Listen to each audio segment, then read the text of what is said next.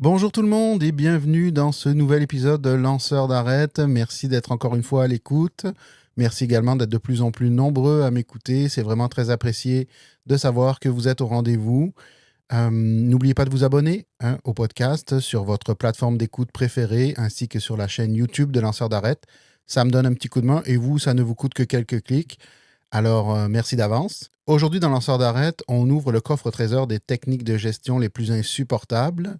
On met nos mains dedans et on en tire le joyau parmi les joyaux. Le style managérial qui frustre le personnel, détruit les équipes, démotive le monde, en plus d'abîmer énormément notre santé mentale, tout en ratant complètement sa cible. J'ai nommé le micromanagement.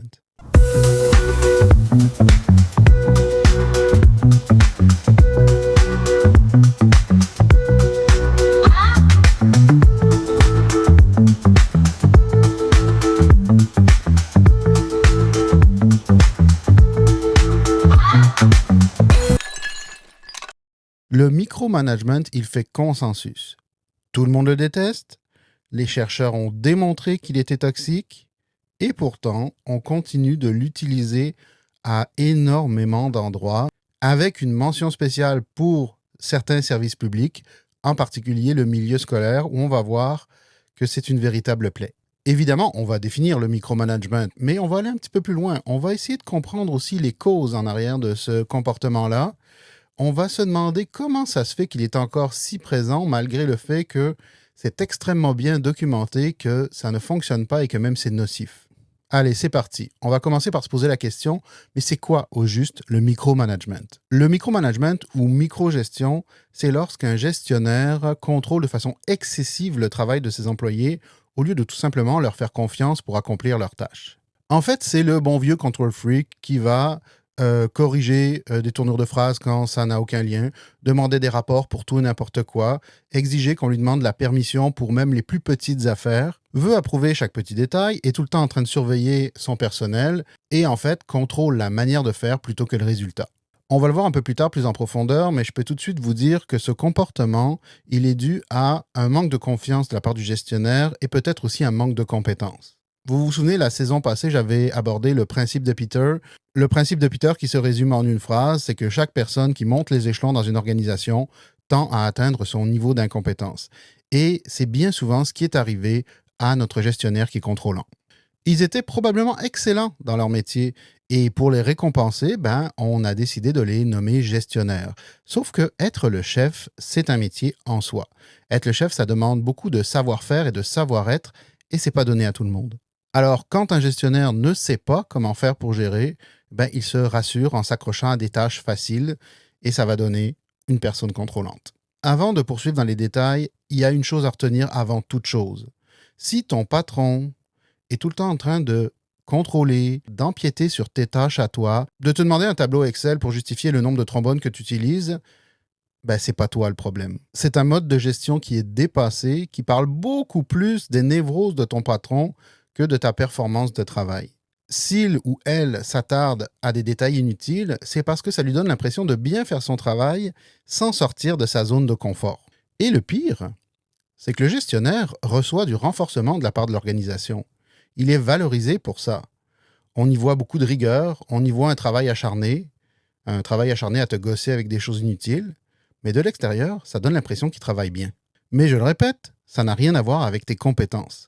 Je tiens à le répéter parce que c'est vraiment des comportements qui vont user notre estime de soi.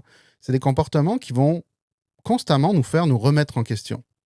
Alors pourquoi le micromanagement apparaît-il? C'est quoi les vraies causes?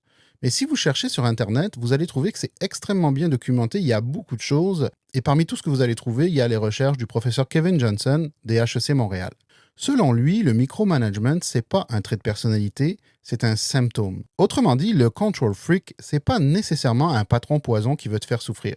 C'est quelqu'un qui réagit et que c'est plus fort que lui. Selon le professeur Johnson, le micromanagement, c'est un mécanisme de défense qui répond à deux grandes causes principales. La première cause, le stress constant et la peur de l'échec. Les gestionnaires aujourd'hui, ils sont exposés à une pression incroyable, un stress intense qui est dû à énormément de flou au-dessus d'eux. Et à ce moment-là, le gestionnaire, il gère plus son équipe, il gère ses peurs. En fait, il utilise le travail de ses employés pour se cacher, un peu comme un paravent, pour dissimuler le fait qu'il est complètement perdu. La deuxième cause, c'est l'absence de vision claire dans l'organisation. Quand la haute direction n'a pas de stratégie cohérente, quand elle change les consignes du jour au lendemain, pour tout et pour rien, les employés perdent leur repère. Et les gestionnaires, c'est des employés de la haute direction. Et l'exemple de l'éducation s'applique à merveille. Les directions d'école sont prises avec des hauts fonctionnaires, des ministres, qui passent leur journée à sortir des lapins de leur chapeau, à demander d'appliquer des choses qui sont complètement irréalistes sur le terrain, et c'est débrouille-toi avec ça, mais tu dois l'appliquer. Et dans n'importe quel secteur, quand il n'y a pas de vision claire au-dessus, le gestionnaire se ramasse à patcher, comme on dit. Et ça va l'épuiser, et son comportement va épuiser son équipe. Et ça a un nom, ça s'appelle le micromanagement structurel. En fait, c'est la structure qui est mal foutue, le système qui est défaillant, les gestionnaires sont omniprésents et ça a des effets vraiment délétères sur le terrain. On l'a dit, le micromanagement, c'est vraiment insupportable quand tu es un employé. Mais alors, à ce moment-là, pourquoi ça se maintient? Pour répondre à la question, on a un concept clé dans le micromanagement, c'est ce qu'on appelle la micro-confirmation. En fait, la micro-confirmation, c'est quand les employés sont tellement conditionnés à être contrôlés qu'ils vont en arriver à demander la permission à leur direction pour tout et n'importe quoi. On va demander l'avis du gestionnaire pour lors d'une rencontre, pour la couleur d'un dossier, pour des tâches que habituellement on fait sans se poser la question nous-mêmes, un courriel banal, une initiative minuscule. Et attention, je ne parle pas de lèche-bot. Ce sont des gens qui sont conditionnés. Le stress est tellement intense qu'ils ont appris à y répondre par de la docilité. Les employés, ils apprennent rapidement que l'autonomie, c'est risqué. Qu'en cas d'erreur, il va y avoir de l'ingérence de la part de la direction, donc ils rentrent dans le rang assez facilement. Et là, c'est un cercle vicieux qui s'installe. L'employé demande la permission pour tout. Le gestionnaire se dit, ils ont besoin que je contrôle parce qu'ils me demandent la permission pour tout. Et il devient de plus en plus contrôlant, etc., etc. En fait, c'est un système de dépendance auto-entretenu. C'est l'archétype de la relation toxique. Et comme je l'ai effleuré tantôt, les organisations récompensent ce type de gestion. Parce que de l'extérieur, ça donne l'impression d'une cohérence, d'une rigueur, de quelqu'un qui est présent pour ses employés. Et là, vous savez, dans Lanceur d'arrêt, la santé mentale au travail, c'est notre dada. Donc là, on rentre dans le vif du sujet. Le micromanagement, c'est extrêmement brutal pour la santé mentale du personnel. Les ravages psychologiques du micromanagement sont extrêmement bien documentés et pourtant ils sont sous-estimés. On va voir pourquoi un petit peu plus tard. En gros, il y a 7 conséquences majeures du micromanagement sur notre santé mentale. Numéro 1, la perte de motivation. Quand chaque geste est surveillé, le travail perd de sa valeur. Donc on n'innove pas, on ne crée pas, on exécute.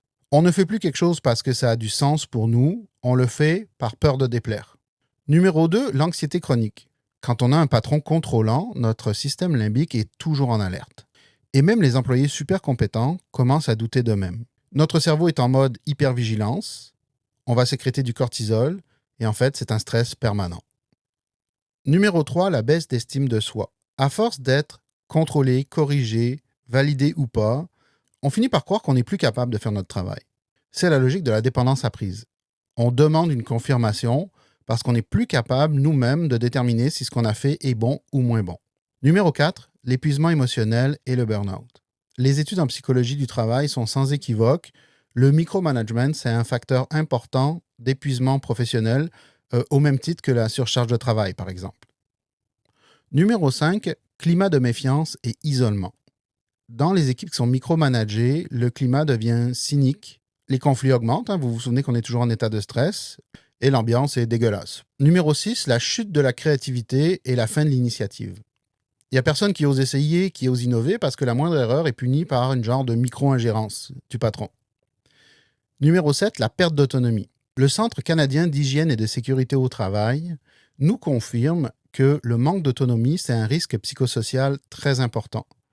Il est associé à l'anxiété, la dépression et l'épuisement professionnel. Au Québec, il y a le professeur Jean-Pierre Brun, professeur à l'Université Laval, fondateur de la chaire de gestion en santé et sécurité au travail. Il dit, je vais le citer, « L'absence de l'attitude décisionnelle est un des facteurs les plus destructeurs de la santé psychologique des travailleurs. » Et c'est quoi le micromanagement si ce n'est pas la mise à mort de la latitude décisionnelle? Ça tue la créativité individuelle, ça tue l'estime de soi, mais à la fin de la journée, là, ça détruit aussi l'organisation.